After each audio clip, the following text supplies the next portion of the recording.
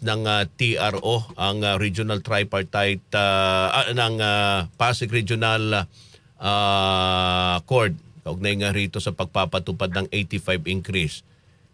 Nasaktan ka ba dito sa balita? Hindi, tayo naman Alam mo, ang RMN, ito lang bilib ako dito sa ating kumpanya dahil nakpatupad kaagad tayo. Walang reklamo. Nagyabas ka agad ng memo. Pagkasabi. Nakpatupad Tayo natin ang susunod na kabanata. Oo. Maraming salamat, Radyo Manod. Kasama mo sa Luzon, Maynila. Radyo Man 8, Eman Mortega, Tatak RMN, Lisa Excel, 558. Thank you very much, Excel Radyo Man 8, Eman Mortega, 6:41 in the morning. Sa puntong ito, ating pong kakausapin at kunin po ang kanilang opinion mula sa Trade Union Congress of the Philippines, mga kasama kaugnay sa TRO ng Pasig RTC sa 85 wage hike sa Metro Manila. Si Carlos Miguel Oniate nasa Zoom ngayon. Sir Carlos, good morning. Ay, magandang umaga po ulit, Sir Rod, at sa lahat po ng ating mga taga-subaybay. Ano po ang inyong masasabi dito sa temporary restraining order na inilabas ng Pasig Regional Trial Court, Branch 150. Pansamantalang pinapatigil muna yung pagpapatupad ng 85 dagdag sa minimum sahod. Okay, linawin natin hindi pa ito yung talagang desisyon na totally na ititigil. Pansamantala muna, di ba Sir Carlos? Habang dinidinig itong petisyon ng dalawang kumpanya. Opo, no?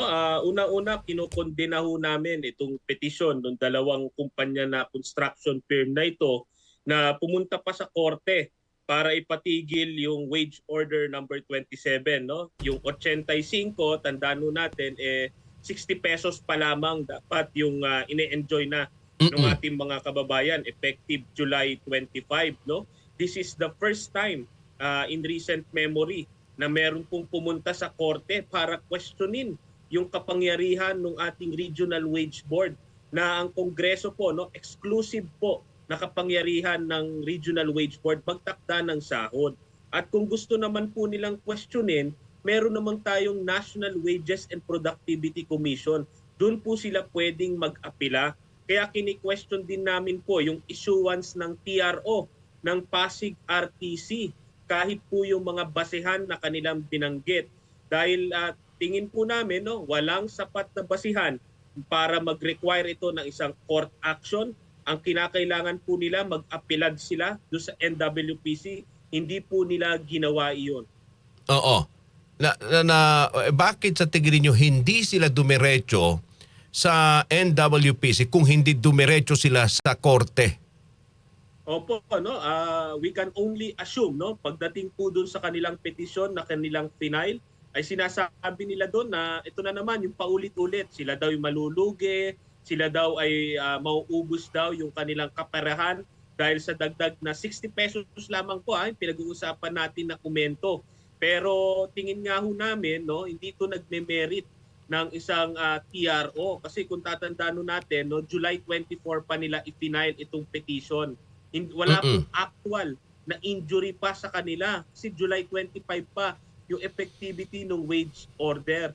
At pangalawang punto rito, hindi po pwedeng huminto yung umento dun sa ating mga manggagawa dahil lamang sa dalawang employer na basta na lamang nagreklamo. Hindi nga ho natin alam kung ilang empleyado ang meron sila na minimum wage earner, wala rin po nakalagay dun sa kanilang petition. Kaya ito po talaga ay katakataka. Ito po ay isang unprecedented injustice po para sa ating mga manggagawa. Opo. Paano? Kasi lahat ng mga kumpanya ngayon, tama ho kayo, lahat ng mga kumpanya nagbaba na ng memo at ipinatupad na ito. Tanging itong dalawang kumpanya lamang ang kumwestiyon at pumunta sa korte. So anong mangyayari ngayon sa dagdag sweldo ng mga itong 60 na magre-reflect na ngayong araw sa kanilang matatanggap na sweldo? Sa susunod, tigil muna. Yung amin pong pananaw ay dapat kung sakali mang merong suspension dahil sa TRO nitong wage order number 27 ay dapat ito ay maging applicable lamang dun sa dadalawang employer na nagreklamo. Kung kaya't kami nga ay nag-express ng grave concern Oo. dun sa naging posisyon ng Labor Secretary Francis Tolentino na bagamat siya daw ay nalulungkot, kailangan siya sumunod sa husgado. Tandaan ho natin, no, ang respondente ho sa kasong ito, hindi po mga manggagawa. Ang respondente po dito ay yung NWPC at ang Regional Wage Board. Mhm. Kaya ito pong petisyon na ito, dapat tandaan din natin na bagamat insulto po ito sa manggagawang Pilipino, ito rin po ay isang insulto dun sa ating mga institusyon na sila yung nagtatakda ng sahod since 1989. Oo. Kaya kami po'y nananawagan, no, sa Labor Secretary natin, no, na mas labanan naman ng mas may tapang itong TRO petition na ito at magbigay po ng kalinawan doon sa ating mas maraming mga employers kung how do we go about this. Mm-mm. Dahil alam po natin, no, marami na po mga employers ang nagbibigay po ng aumento since July 25.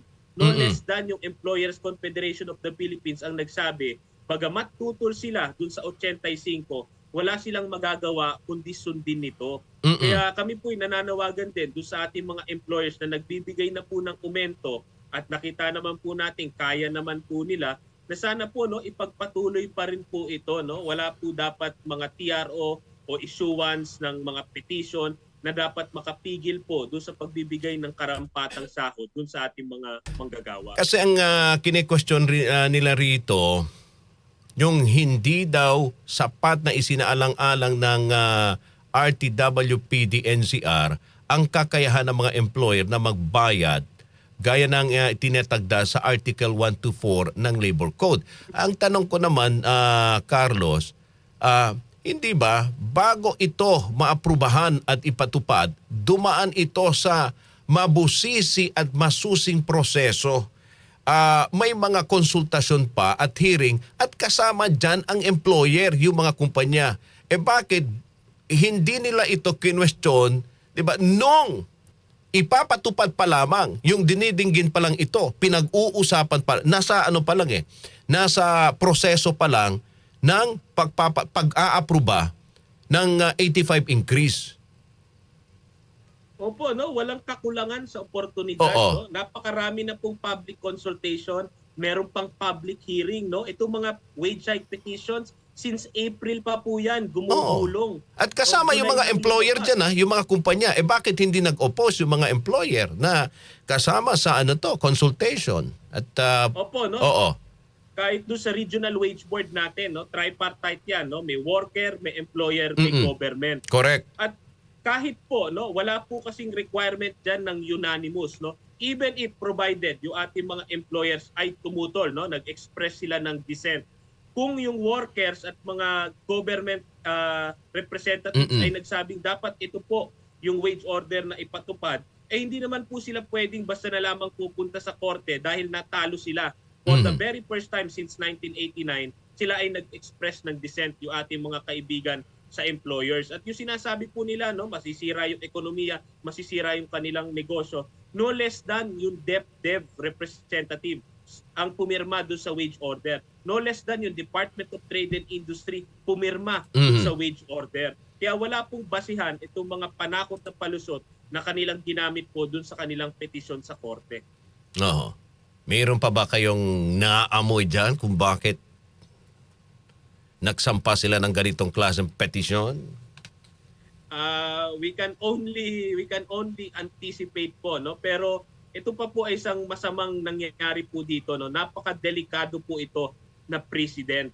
Kasi kung maalala niyo po, no, tanging Metro Manila lamang po ang nagtaas ng sahod. So ngayon po, yung all other provinces, yung all other regions, wala pa pong aumento sa sweldo.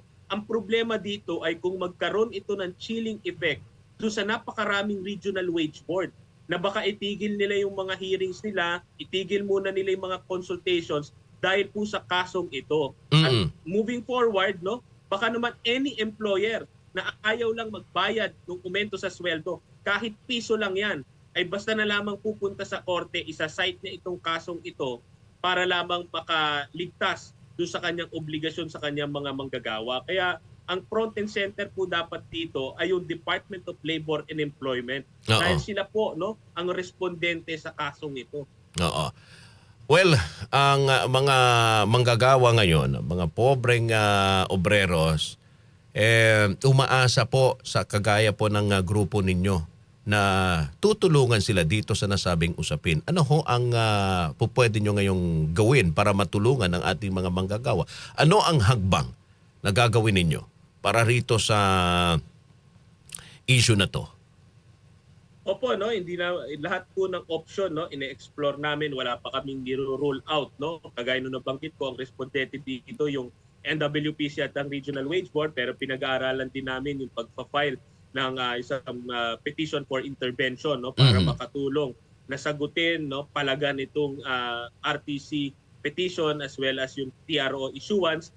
Gayon din, no, pinagpapatuloy din namin yung laban para sa 200 pesos na legislated wage increase, no, dahil na-expose itong TRO na to, yung tila parang hindi na nga lang palyado kundi parang ngayon, no, nawalan pa ng kapangyarihan yung ating mga regional wage boards patungkol sa pagtatakda ng sahod. Kaya napapanahon na talagang repasuhin yung sistema. At ito po yung masasabi natin do sa ating mga manggagawa at ordinaryong Pilipino, no, wag po tayong mananahimik dito sa issue na ito, no. Kailangan po palagan natin, kailangan po labanan natin. Ito po ang isa sa mga pinakamatinding banta sa ating karapatan, no. We have never seen this since 1989. Ito po yung kauna-unahan na insulto, sampal sa mga manggagawa po, no. We would have never imagined na meron na lamang bastang isa o dalawang employer na pupunta sa korte at titigil lahat nung pagtataas sa sahod. And this time po, no, ibinigay na ito eh. July 25, ibinigay na po ito sa mga manggagawa. At binabawi pa. 60 pesos na nga lang.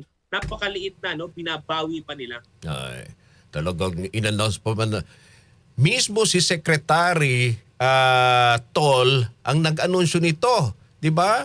Nung Independence Day, sa palengke pa talaga ginawa yung pag-aanunsyo tapos ganito lang ang mangyayari. Binanggit binanggit ba din ito ng Pangulo sa kanyang SONA? Hindi na ho tayo, no? Magsususpekta tayo. Kaya pala hindi binanggit ng Pangulo. Kaya pala hindi niya na ipagyabang itong sinasabi ni Secretary Tolentino na historic increase. Baka naman kasi alam na nila ito. Dahil kung titignan po natin yung date nung petition na nagsususpindi ng wage order, it is July 24, no? Talagang nauna bago no State of the Nation address. Ito rin yung kinalulungkot namin, no? Kung July 24 pa pala may nag-file ng petition, bakit hindi naging forthcoming yung Department of Labor and Employment, yung ating mga regional wage boards na meron palang ganitong petition? Kung hindi pa lumabas sa mga periodiko natin at sa publiko, hindi po malalaman ng ating mga manggagawa pati ng ating mga employers. Kaya ito po, no, ay dapat maging lesson din, no, lalo sa ating gobyerno. Napakaraming pong napaasa tapos lahat po 'yon ay pinaasa lang pala natin. Ayun.